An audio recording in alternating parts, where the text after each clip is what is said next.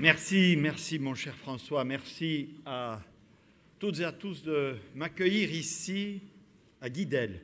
C'est, je le confesse, la première fois que je viens à Guidel.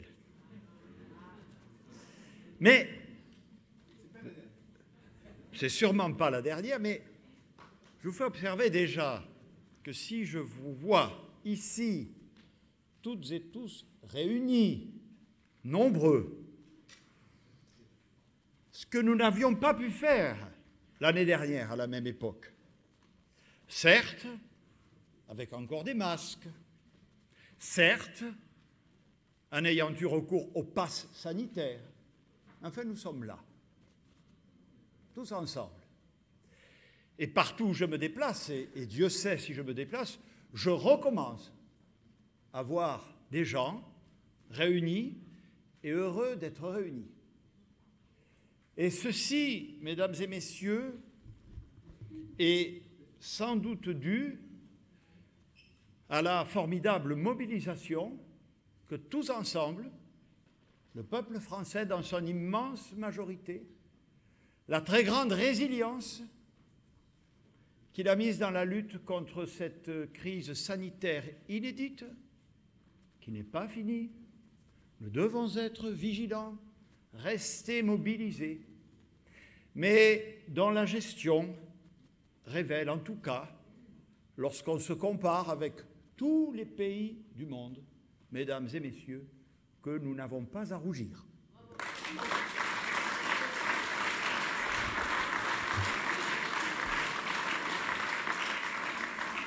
C'est la première, évidemment pas la seule raison qui fait que je suis très heureux d'être parmi vous à vos universités d'été en cette fin de matinée, mon cher François. Mes premiers mots seront pour toi, si tu le permets. Voilà. C'était peut-être pas complètement donné, en dépit de nos origines proches. On ne va pas disserter sur le Gascon et le Béarnais, après tout ce que tu as dit sur les voisins tout à l'heure. Nous n'aurions peut-être pas tout à fait la même opinion, mais ce n'était peut-être pas complètement écrit il y a un certain nombre d'années que nous nous retrouverions ici ou ailleurs à partager ensemble des moments politiques très importants pour notre pays, des choses sérieuses. Te connaissant, me connaissant, on eût pu partager beaucoup de choses dans la convivialité. Mais c'est du destin du pays dont il s'agit. Et quand je vois ce qui se passe aujourd'hui, ce dont témoigne ma présence parmi nous, je le dis, je le vis et le ressens comme un progrès majeur dans notre histoire politique. Oui, si on parle, comme tu l'as si bien fait, de références littéraires, les hommes, ajouteront aujourd'hui les femmes de bonne volonté, peuvent se retrouver alors que des lignes politiques souvent factices les en ont trop souvent empêchés. C'est à Emmanuel Macron que nous devons, mesdames et messieurs, cette évolution formidable, je le dis, pour notre pays et pour notre démocratie.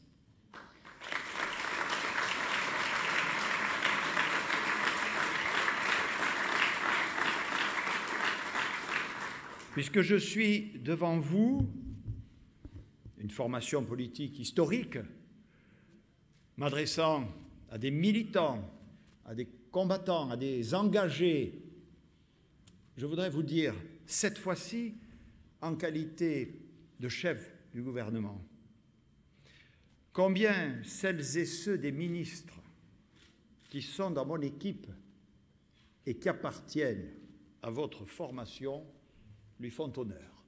Ils sont là, devant vous.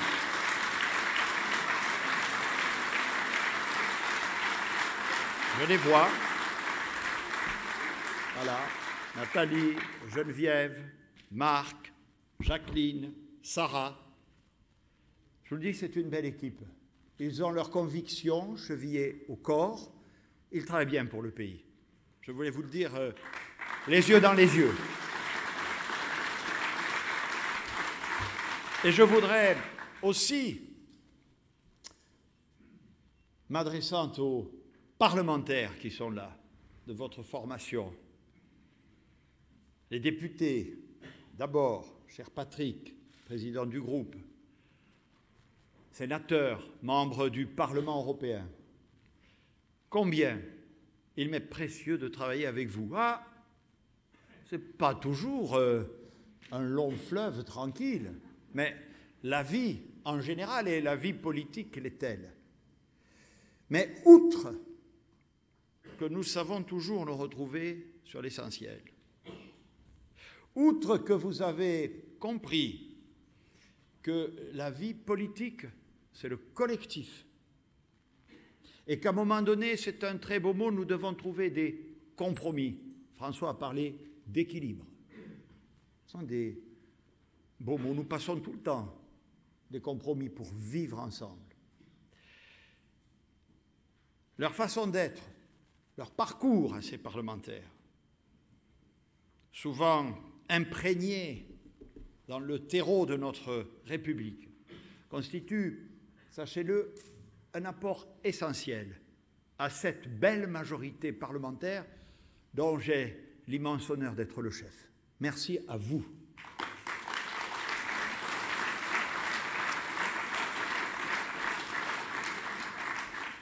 Alors évidemment, il n'a échappé à personne du reste, mais évidemment pas à moi, que nous sommes dans un moment très particulier de l'histoire de notre pays.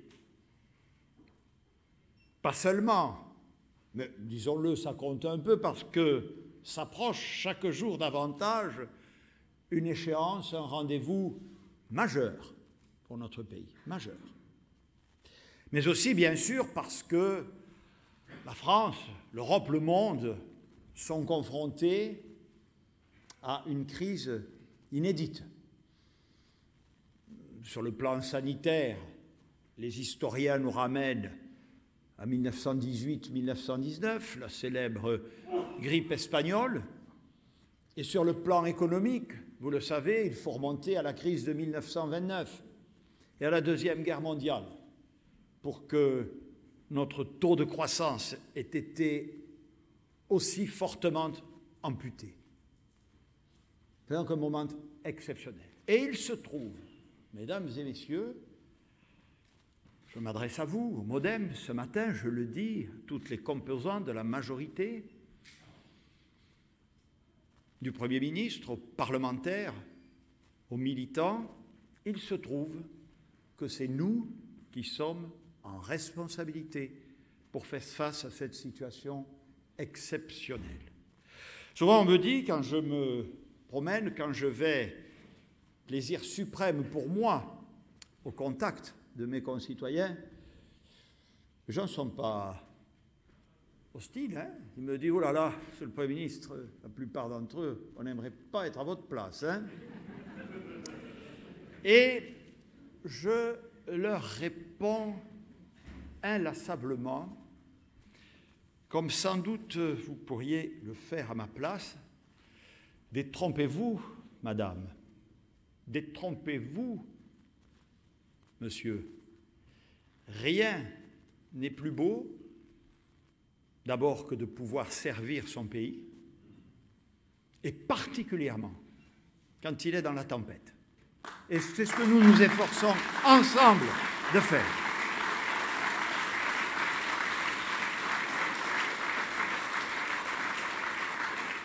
C'est pourquoi la première chose que je veux vous dire ce matin, le premier message qui est le mien, le peuple français nous regarde. Vous connaissez bien le peuple français, son histoire, ses caractéristiques. Oh, ce n'est pas un peuple très facile à gérer. Il a sa personnalité, son caractère, et on ne le changera pas, ça. Quelque part, c'est heureux. Il faut toujours être fier de son peuple, lui dire qu'il y a des choses à changer, à faire évoluer. C'est le boulot du politique. Mais ne nous trompons pas de diagnostic. C'est un peuple très politique. Il nous observe, il aime bien envoyer des fléchettes à ses dirigeants. C'est surtout une façon de les tester dans l'adversité, de mesurer leur sens de l'intérêt général, leur capacité à faire face. Nous devons faire face. Ils nous regardent, ils nous observent. Et ce que nous devons faire, c'est le premier message, je le répète, c'est travailler. Travailler. Travailler encore au service de nos concitoyens et de notre pays. Ils voient bien, malgré toutes les polémiques, malgré tous les réseaux sociaux, malgré tout ce qui se dit, il sait distinguer les choses. J'en suis convaincu. Il peut regarder les résultats. Et si je vous demande ce matin, comme je ne cesse de le faire, autour de vous, vous qui avez évidemment comme militants la foi du pays, la foi de la politique chevillée au corps, si je vous demande de dire ce que nous faisons, c'est qu'il y a beaucoup à dire parce que nous faisons beaucoup pour notre pays. Si c'était faux, mesdames et messieurs, ils le verraient parfaitement. Ils le verraient parfaitement. Si nous n'étions pas ensemble, comme je le suis personnellement, je suis derrière le président de la République en première ligne, donc je dois plus que tout autre montrer l'exemple. Si nous n'étions pas à leur service et au service du pays à chaque minute, engagés jusqu'au bout de nos forces pour faire face à la crise. Si nous ne le faisions pas avec sincérité et avec humilité, cette crise est inédite, sans doute. Avons-nous pris des décisions parfois inadaptées? Qui ne l'a pas fait, à part celles et ceux qui n'ont jamais exercé aucune responsabilité et dont vous observerez qu'ils sont, logiquement d'ailleurs, les premiers à donner des leçons aux autres. Ne donnons aucune leçon. Travaillons et montrons à voir ce que nous faisons. Notre pays, mesdames et messieurs, peut-être, dans les circonstances que nous traversons, fier de lui-même. Je ne dis pas ça pour le gouvernement de la République, quoique, et la majorité qui le soutient sans faille, et les militants qui l'accompagnent au quotidien.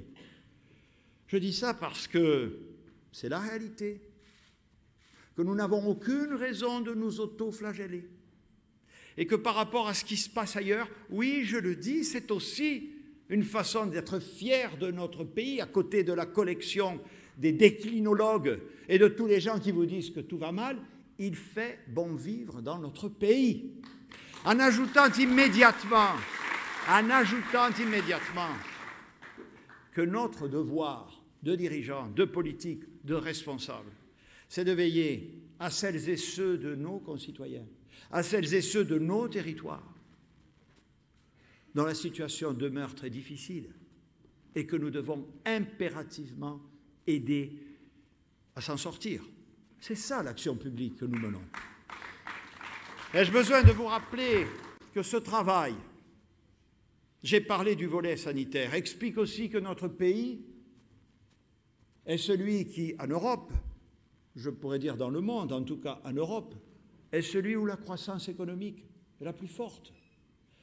Mesurez bien, si j'étais venu m'exprimer ici à Guidel l'année dernière, en d'autres termes, si les considérations sanitaires ne m'en avaient pas empêché, que disait-on, que je serais le Premier ministre confronté au taux de chômage le plus élevé de l'histoire, au nombre de faillites le plus élevé de l'histoire, à un effondrement quasi complet de notre économie et de notre société, par les mesures que nous avons prises, par l'esprit de résilience de nos concitoyens, par la solidarité nationale qui s'est exprimée nous avons tenu le choc.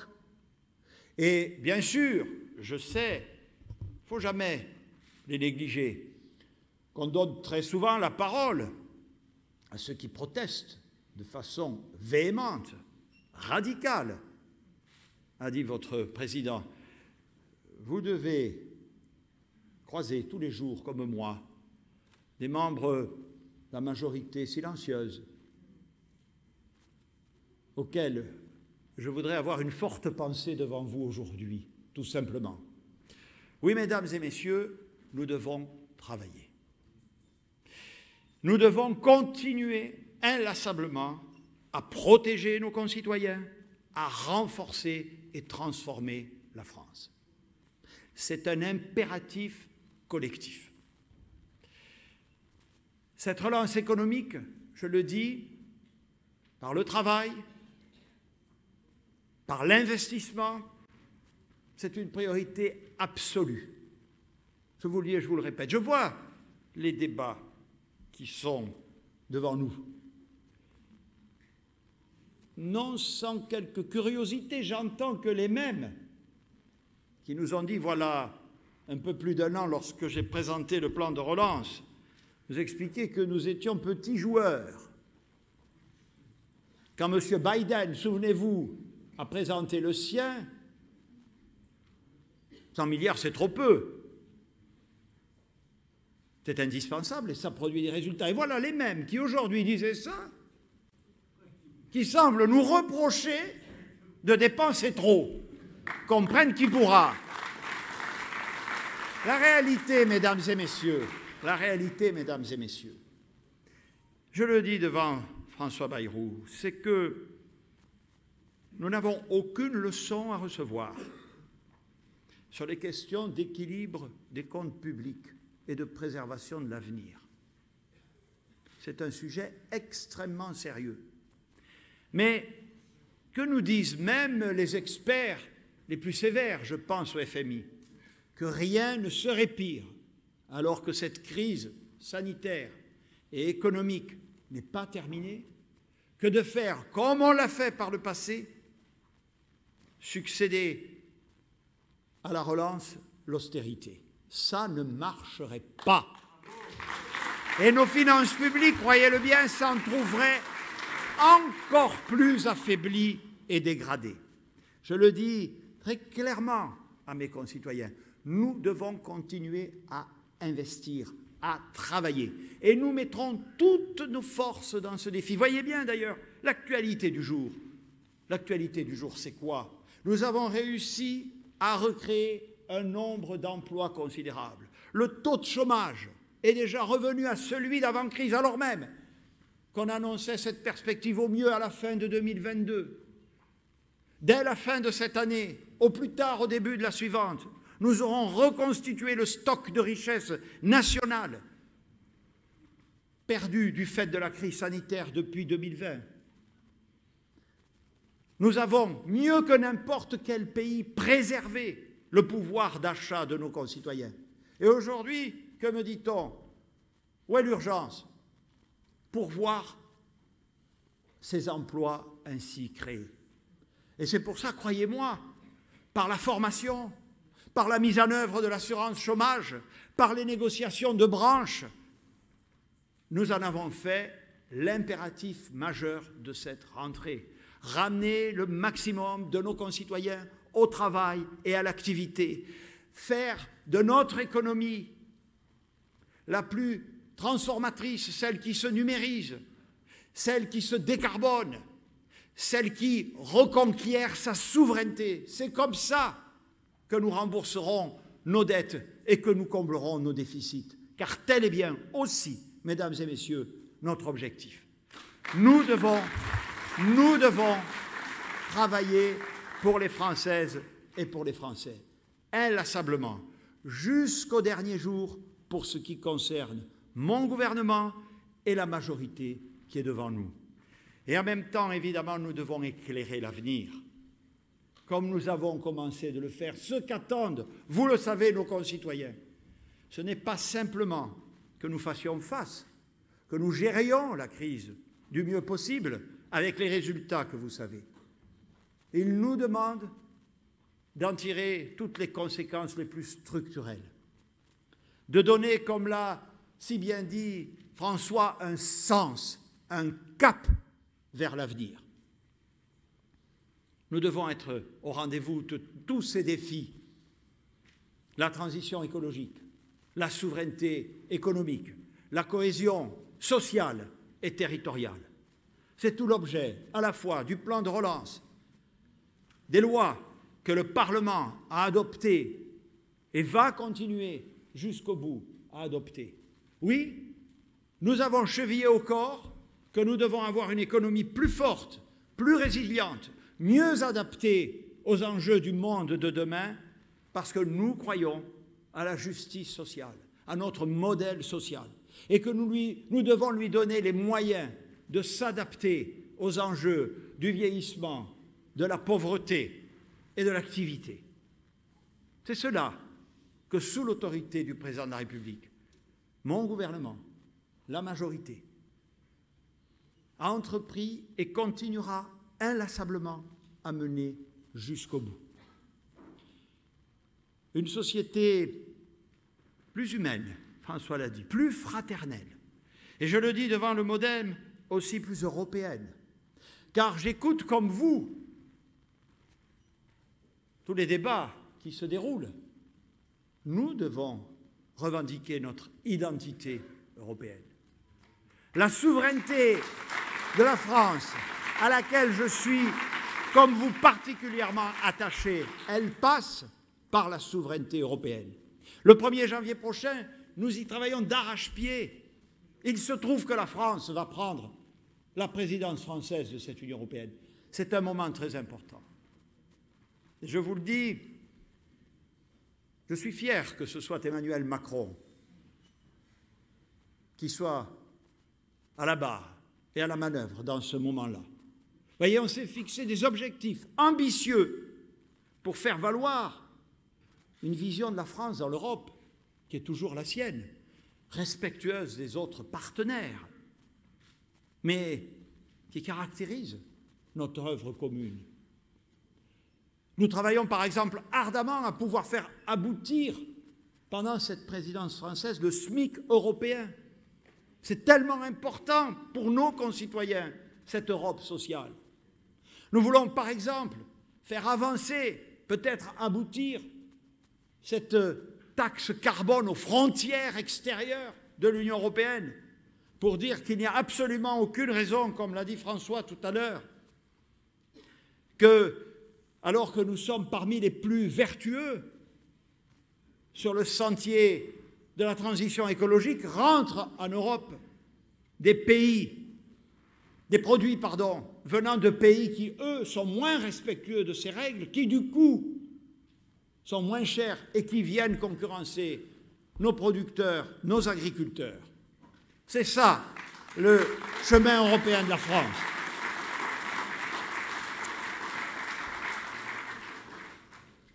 Et puis, mesdames et messieurs, il y a évidemment les projets, l'action, les résultats. Il y a, je ne cesse de le dire depuis mon entrée en fonction, une méthode, une façon de faire. Parfois, vous savez, j'ai dit, lorsque je me suis présenté devant les parlementaires, devant les députés, les sénateurs, à la faveur de ma déclaration de politique générale, que je serais l'homme de l'intendance. Quel gros mot! Je vois beaucoup de champions des idées. Mais pour faire société, pour donner du sens, j'ai la conviction que le comment a au moins autant d'importance que le quoi. Alors oui, c'est vrai, je revendique devant vous, je vous invite à revendiquer autour de vous que nous devons être le parti du rassemblement. Plus que jamais dans la crise, inlassablement, alors que les discours radicaux pourraient donner l'illusion d'apporter des solutions. Plus que jamais, notre pays a besoin d'être rassemblé, plus que jamais, croyez-moi. Ce n'est pas facile, car comme l'a dit François, il faut apprendre à vivre, ou réapprendre parfois à vivre les uns avec les autres. J'ai la conviction, par mon histoire, par mon passé, par aussi ce que je sens au plus profond de moi-même, que cette recicatrisation du pays, mais aussi son développement, passera par les territoires. Je l'ai dit souvent, cher Jacques Litt, je l'illustre. J'y vais beaucoup dans les territoires, à la rencontre de mes concitoyens. Quand nous étions vendredi dans Lyon, pour traiter dans les sous-préfectures, j'aime la France des sous-préfectures, de la question des déserts médicaux. Nous, je le rappelle au passage, qui sommes les premiers à nous être attaqués à la question du numerus clausus, c'est-à-dire au fond du problème. Quand j'étais mardi, c'est-à-dire 3 jours auparavant, en Seine-Saint-Denis, pour m'occuper notamment des quartiers, de la politique, de la ville, en réalité, je fais la même chose. En toutes circonstances, nous menons une politique cohérente. Ressouder la France. L'écouter. Je vous l'ai dit tout à l'heure. Faisons-le avec bon sens, avec humilité, avec sincérité. N'oublions jamais que la première vertu de la politique, monsieur l'ancien ministre de l'Éducation nationale, c'est la pédagogie. Expliquer ce que nous faisons. Surtout, comme je l'ai dit tout à l'heure, que nous avons fait, nous faisons et nous ferons beaucoup pour notre pays.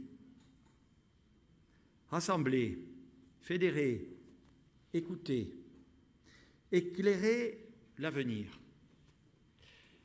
Au fond, vous savez, au-delà des débats idéologiques, et vous les voyez se dérouler sous nos yeux, sans que j'aie besoin de les commenter, les Français voient bien. Au fond, nous devons d'abord leur donner nous-mêmes l'exemple, en nous rassemblant. C'est le chemin que nous prenons. Quand d'autres, sans doute, laissons le leur, afficheront leur division.